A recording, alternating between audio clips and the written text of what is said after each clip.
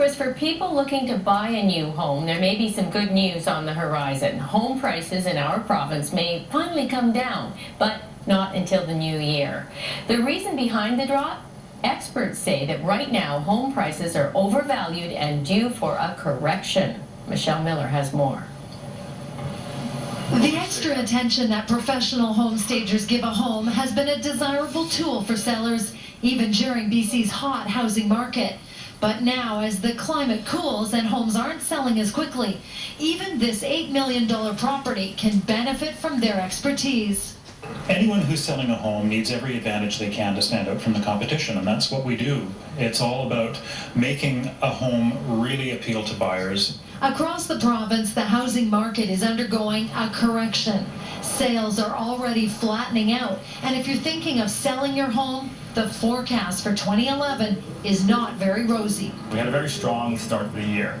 The result of low mortgage rates last year, some pent-up demand, buyer trying to beat the HST, new mortgage insurance rules. There's a large number of reasons why buyers pulled forward their sales, and as a result, we had lower demand. At the same time, we had higher levels of inventory.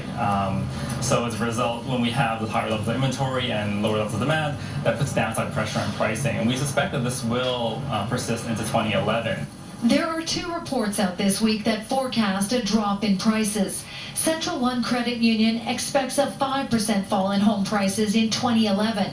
CIBC World Market says prices in BC are overvalued by nearly 17%, and it predicts a drop by 10%, perhaps even more in Metro Vancouver. We're due for a correction. I mean, that's not unusual. Corrections are a part of a normal market cycle. But to say our market is going to crash, fall apart, the bubble's going to burst, the economy would have to go back into significant recession, in my opinion, before that happens. But it may be time to adjust our way of thinking.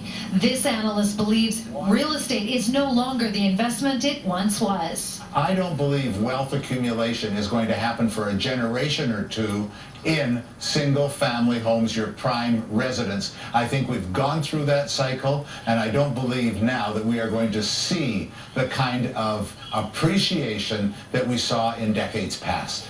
Although the year ahead could be sluggish, 3 offers have already come in on this West Van home, and analysts remain optimistic, predicting a return to better sales and prices in 2012.